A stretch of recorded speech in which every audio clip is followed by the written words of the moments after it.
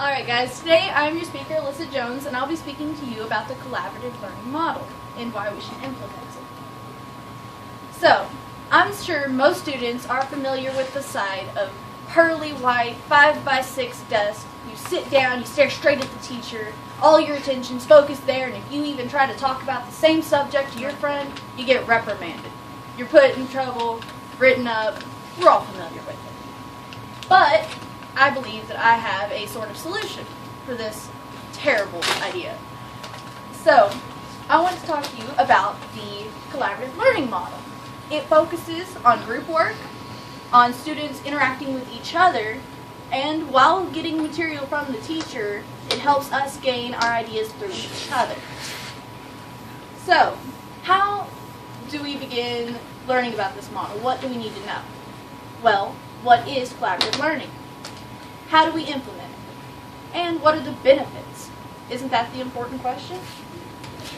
So we begin with, what is it? The collaborative learning model itself is a specific teaching model that focuses on the standard components of teaching while ensuring the success of students through group work and cooperation. It was ranked among the top 4 teaching models according to the National Education Association. It focuses on group work, students relying on each other to gain and receive information, and it's not an easy model in the beginning, and it does require a long-term commitment by the teacher, but the benefits outweigh the negatives. So we begin, how do we incorporate it? How do we start this method off? What are the steps we take? So we begin by planning out our method. We put together our groups, we got to structure everything, and we also got to make sure what techniques are we going to use. Well, when you begin with your groups, make sure that you put together a homogeneous group, that when you watch out that close friends aren't put with someone who don't even know the group, just to keep the idea of isolation out of the group. Once you've got your groups together and you figured out how you're going to put across your material, you'll start with your introduction. When you give your introduction of the subject, you'll want to make sure to introduce it to the students and make sure that the students know what to do. Clarify any questions. Now, Spencer Kogan, a main authority on this, on the collaborative teaching model, does warn not to use group grades when doing this group work. Your focus will be on the group work and individual accountability. He believes that group grades, instead of just working on individual grades, will be the downfall of collaborative learning. So, we move to our benefits.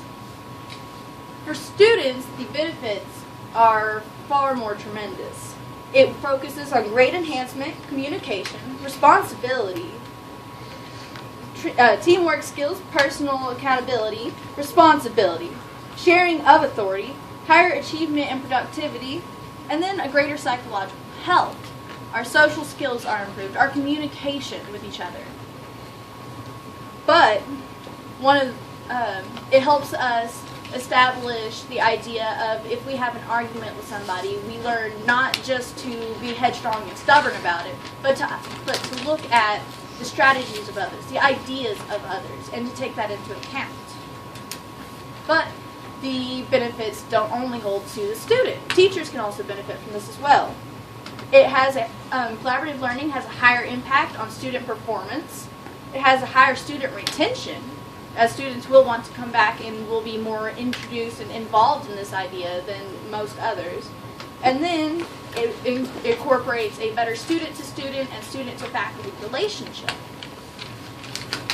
So, now that you've heard all this, I want to conclude by saying that this method is a very good method to use. It should be implemented just for the sake of students, for the sake of cooperation. It teaches more real-life skills and helps us learn about our communication skills and social skills, which are used beyond school and classroom settings. There